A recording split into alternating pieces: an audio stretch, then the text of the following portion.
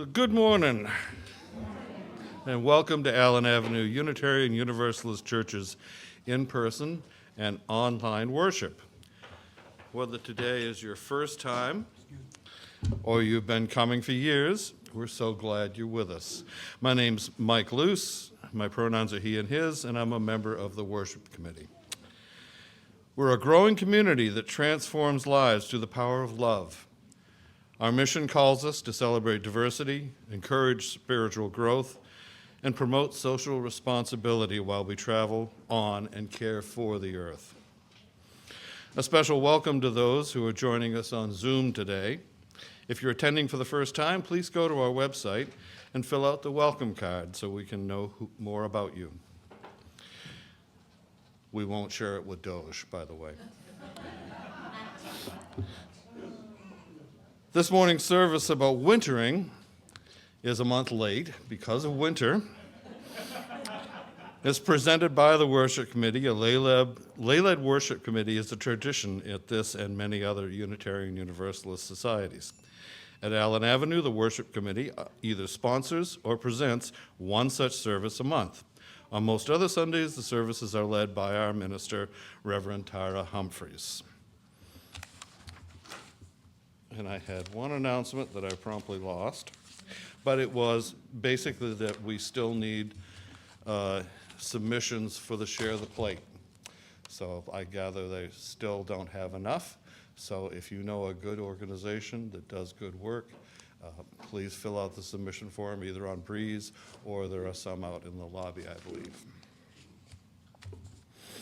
Now, we invite you all to take the opportunity to silence your cell phones so that we can be fully present to one another. After the service, please grab a cup of coffee or tea in the kitchen window and stay for conversation in the foyer, or head down the end of the long hallway to join a group for the brown bag lunch. Those on Zoom may stay on and connect with one another. And now, let us center our hearts and minds with the ringing of the chimes.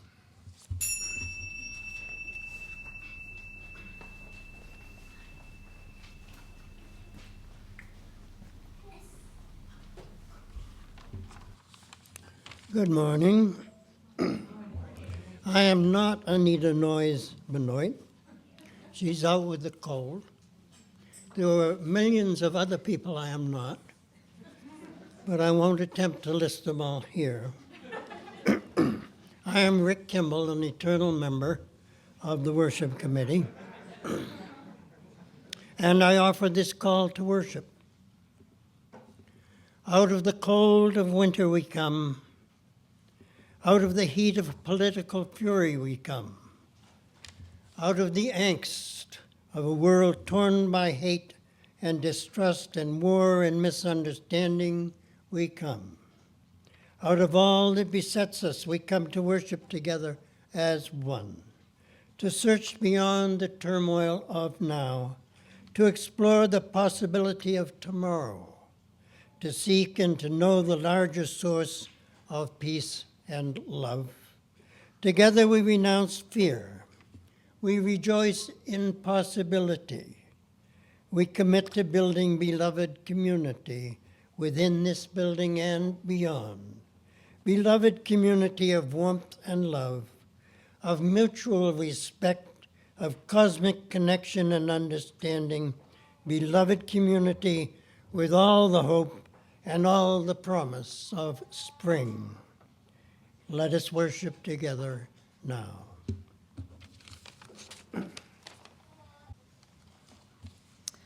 I'm also not Anna. My name is Erica Bartlett. And as we light the flame of the chalice, I invite those on Zoom to light their own chalices or candles so that we can be connected with one another.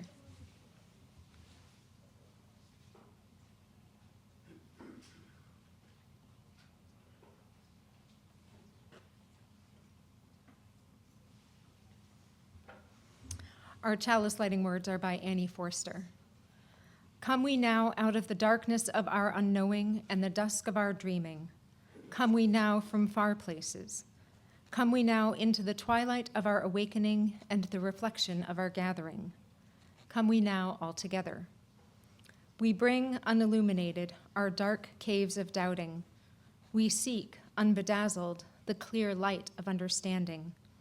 May the sparks of our joining kindle our resolve, brighten our spirits, reflect our love, and unshadow our days.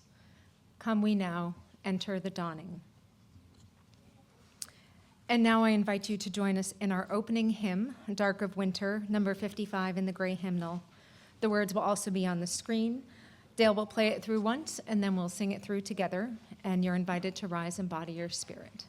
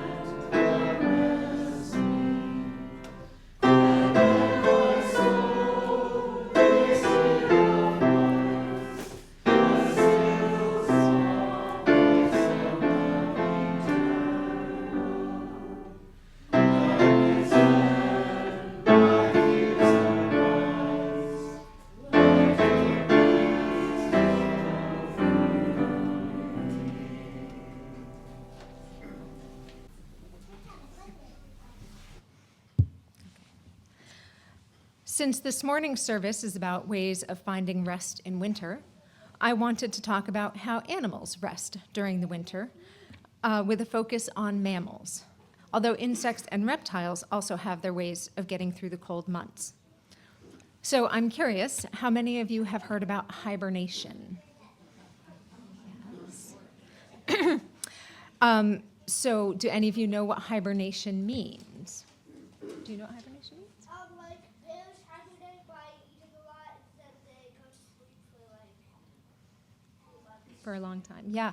So the answer was that, for example, bears will eat a lot, and then that means that they can sleep for a long time, for a few months. So yes, that is what happens. Hibernation is when animals slow down to get through the winter months. Their breathing, heart rate, and metabolism all slow down as the animal goes to sleep. This means they can get through the winter without needing to eat or drink for months. And so as noted, I'm sure many of you have heard that bears hibernate. Yes, yeah. And are we going to have slides, Peter? Oh, sorry. So you can go to the second slide, to the one with the bear.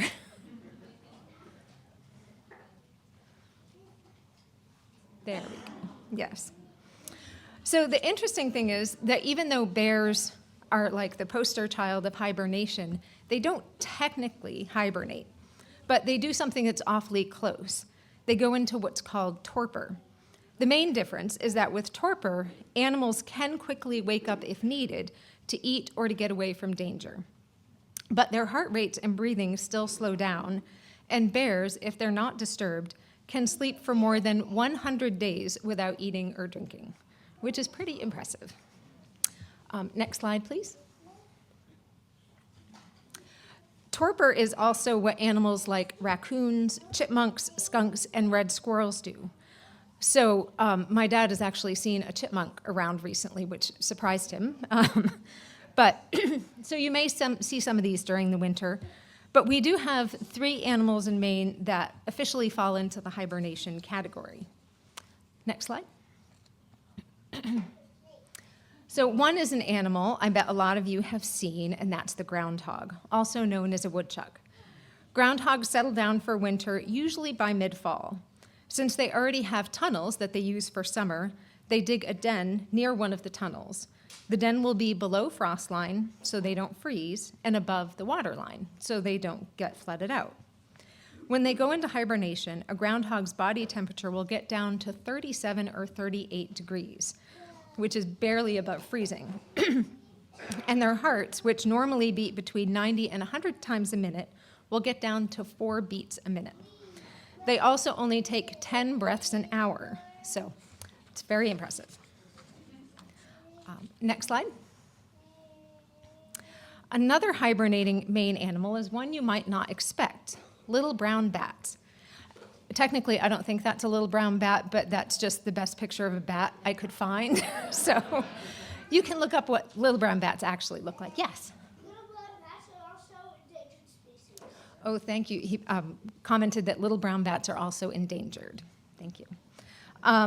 So the bats will look for a safe place to shelter for winter in September or October. They like caves or any empty building, and the bats will stay there until the temperature warms up, usually between early and mid-spring. And they might actually win a prize for how much their heart rate slows down. They go from about 1,000 beats a minute to as little as 5 beats a minute. So, next slide. And finally, the other hibernators are meadow jumping mice. They're one of the smallest mammals to hibernate, which they do from September or October to May. They dig a small den just a few feet down, line it with dry plant material, and seal up the hole with soil. Then they fall asleep and don't wake to eat or drink until spring. So I have to say, hibernating sounds pretty good sometimes these days. The best we people can do is take maybe some extra naps in the winter, but just hopefully not in church.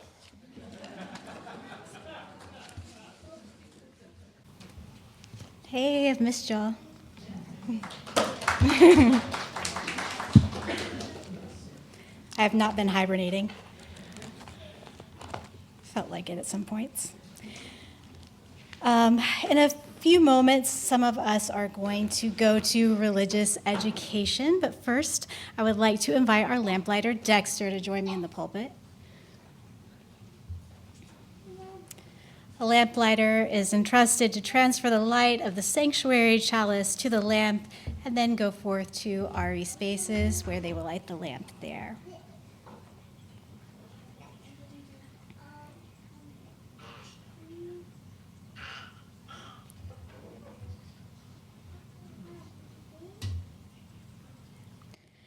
I invite those going to RE to follow the lamplighter as we carry the flame, expanding our sacred space.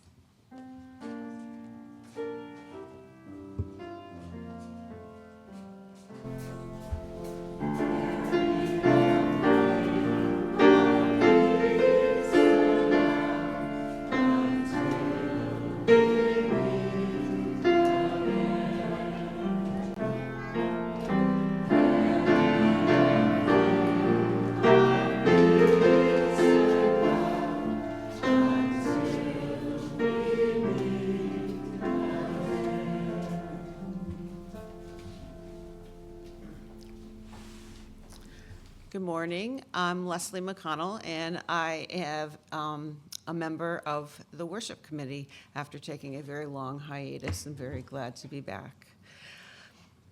Last winter was the first during which my husband Ted and I had the privilege of being retired from teaching. Many people asked us if we were planning to go someplace warm during the winter. And my reply was that we were not, and I had every intention of embracing winter. I didn't want to spend winter, just wishing it was summer. Truthfully, I had images of snowshoeing and quiet walks in the snowy woods. I even joked about finally trying ice fishing. I was going to re-wallpaper a bedroom and clean out our cluttered kitchen cabinets, but unfortunately, that didn't work out for two reasons. First, we didn't get any snow, and then I hurt my back.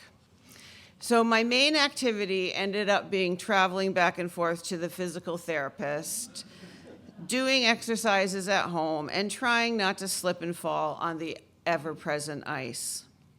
But there was a silver lining to this, because in the end, I ended up learning more important things about wintering. Most significantly, I learned to slow down. Going from nonstop action-packed days with young students to some quiet days of solitude in front of the wood stove was healing. I was able to get more rest and sleep. I read more. And even if I wasn't snowshoeing, I realized I could at least go outside during the day, breathe in some fresh air, and soak in some sun if it was out. It made a big difference. I felt better. We did puzzles, I made soup. I noticed the days gradually growing longer.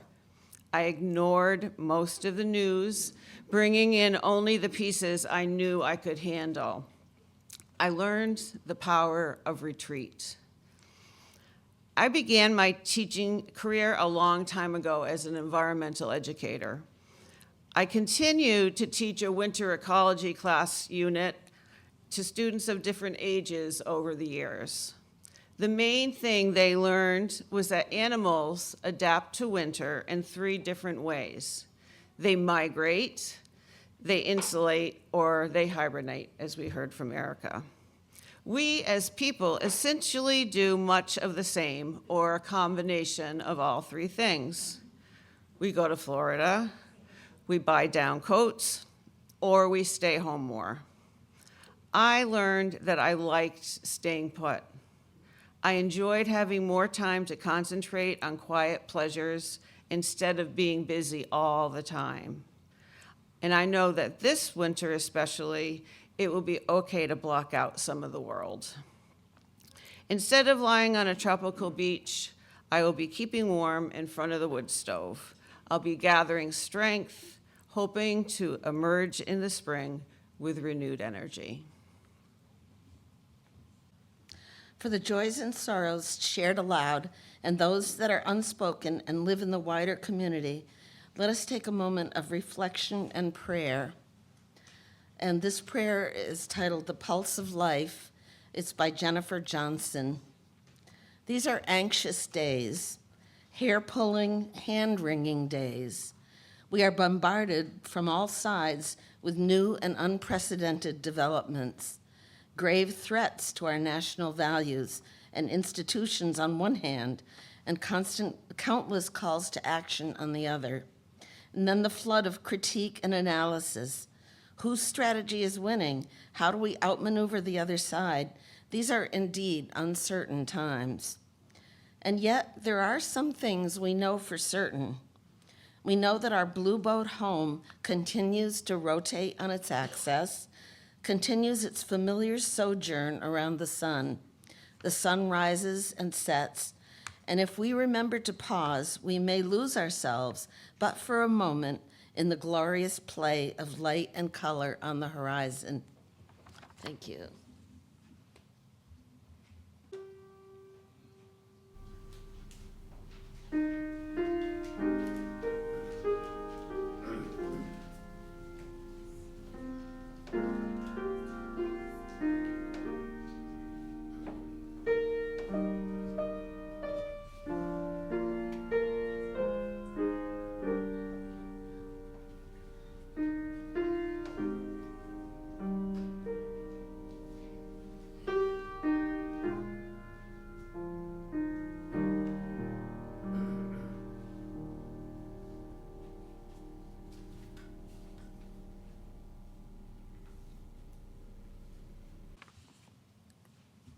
Oh, Beira, Scottish Queen of Winter, and Boreas, Greek god of cold north wind, and Jack Frost too, or is it Jackie? Pronouns unknown. O triad of powers, help us to solve conundra of winter, like winter do this, weather to do that, when to hibernate, whether to activate, when to skate, whether to ski, sit on couch or take to street. How can we know without being sure of the temperature, you powers, unwise, are letting that rise, or is it us who fuss and cuss without doing more to save wasting shore? O Tenglio, Chinese snow goddess, and Frau Halle, German mother frost, and old man winter too, or is it old lady? Pronouns unknown, but powers known. Tell us when to turn off the news and whether to snooze or stand and object to those ready to wreck the world for our kids and their kids after that. O powers of six, direct us north, south, east, west. Tell us when to hibernate, whether to activate. If we should doze as the barons wish, or be woke and resist, and make them desist, news or Netflix, which? What's that you say, you power six? You don't really exist? Bear, Boreas, Jack Frost too, Tanglia, Frau Halle, old man or Lady Winter too. We curse and we howl that you leave it on us to act wise as the wide-eyed owl. O sextet of powers, if your unness be true, then we are bereft of you. How will we ever, if you are mute, know how we should hoot?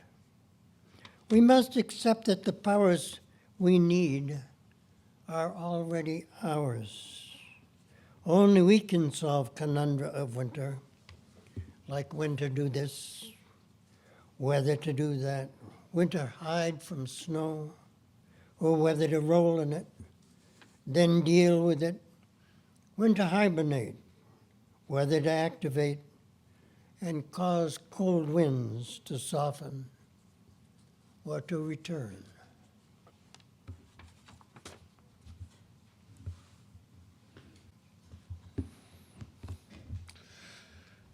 Now's the time in our service when we engage in the spiritual practice of generosity. Our gifts support the ministries of this congregation and our work in the broader community. Each week, 1/3 of our offering is given away to a local nonprofit organization doing work to advance our shared values in the world. This month's Share the Plate recipient, different from what's printed in your program, was chosen by our youth group, is Maine Boys to Men, whose mission is to end all forms of male violence and self-harm and to advance gender equity by supporting the development of self-aware, empathetic boys and men. Donation can be made now as the basket is passed through the donate button on our website, or if you're a member, on Breeze, remembering to make a note that your gift is for Share the Plate. If you're visiting us for the first time this morning, please know that your presence is your gift to us. At this time, our offering will be collected and gratefully received.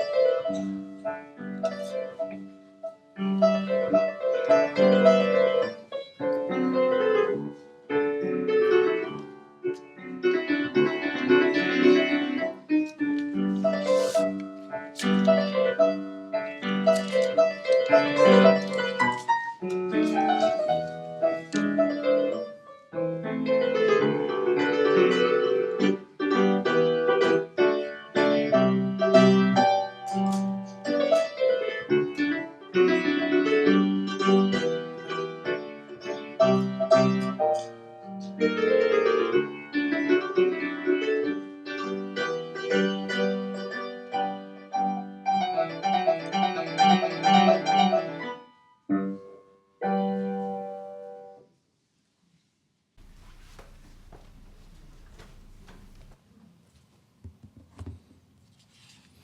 I'm still Mike Luce. My reflection is entitled Giving Winter Time. When I was younger, a lot younger, my winters were filled with activity. I never minded the cold, and I worshiped the snow. Whether it was the rope tow at Maggie's Mountain in Freeport, or all the way up to Sunday River, maybe Sugarloaf, I wanted to be out skiing. Unlike some, I found winter to be energizing. No lounging about when you step outside. Move. Not just playing, but whatever. Winter made no difference to me. I would have liked more sun in the early morning, maybe, for my paper route, but cold and snow were irrelevancies.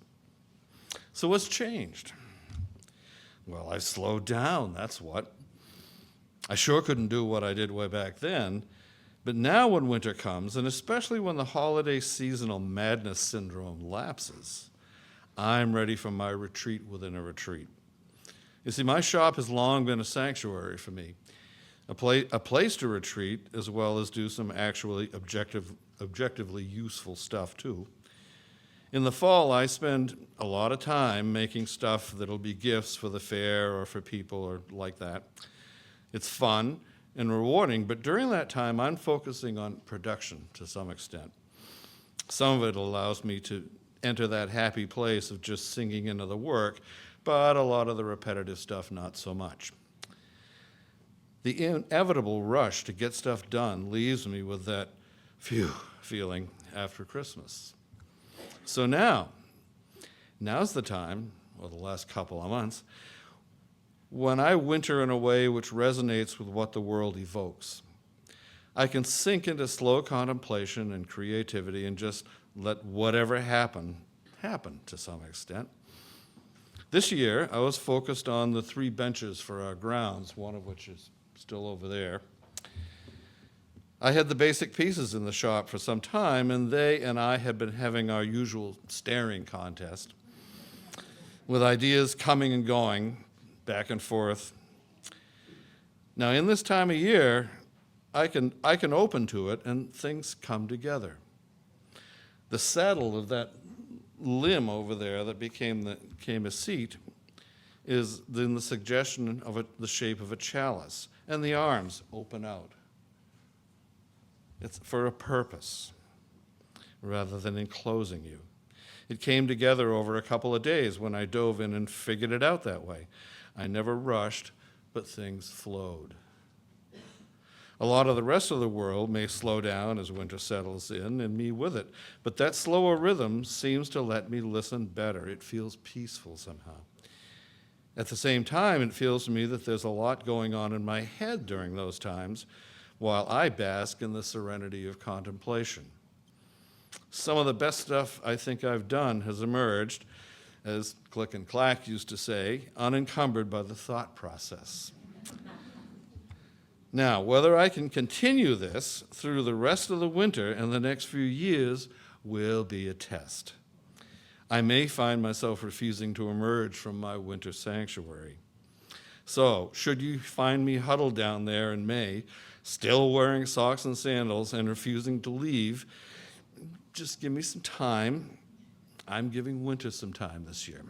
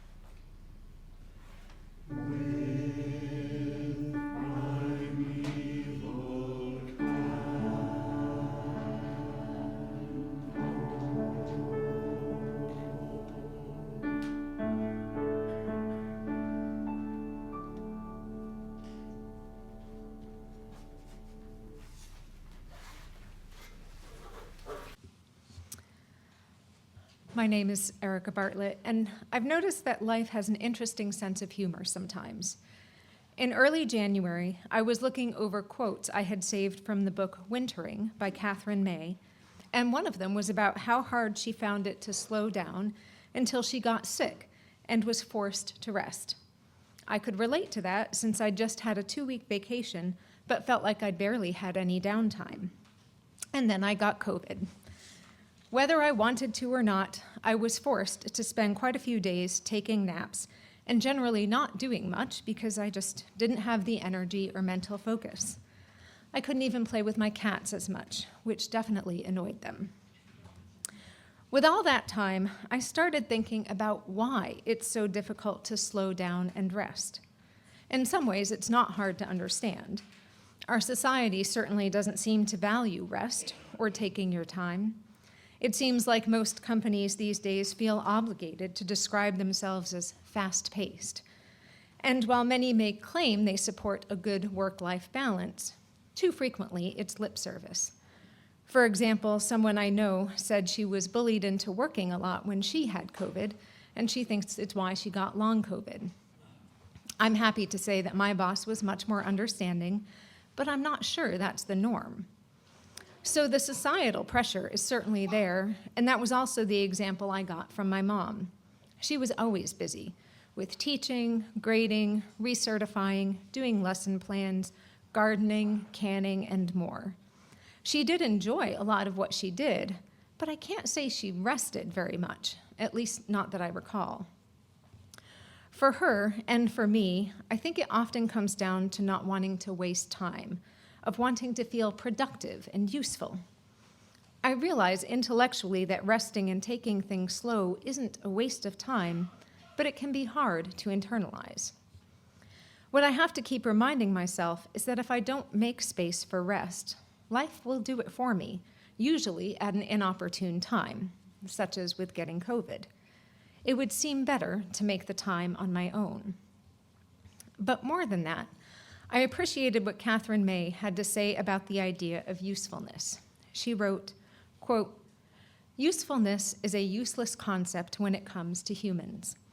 I don't think we were ever meant to think about others in terms of their use to us.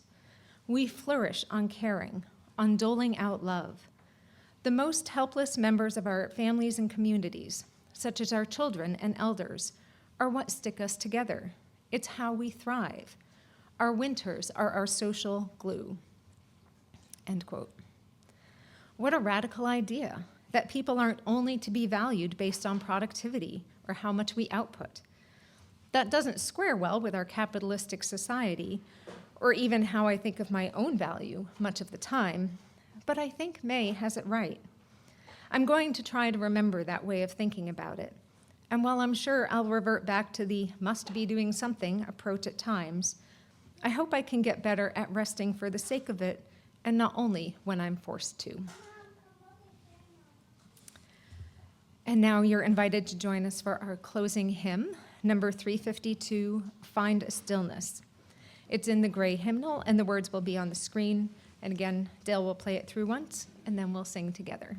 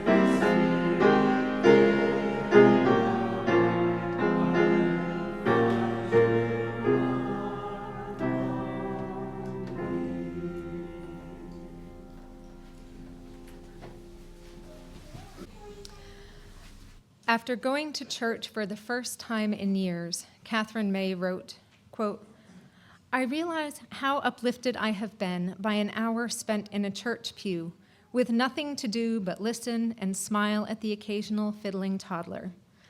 Sitting quietly in church has done me good. My job was to do nothing but listen and feel and contemplate, and it was a liberation." End quote. May you, too, feel that being here has done you good. May you go back into the world refreshed, rested, and uplifted. Our worship has ended.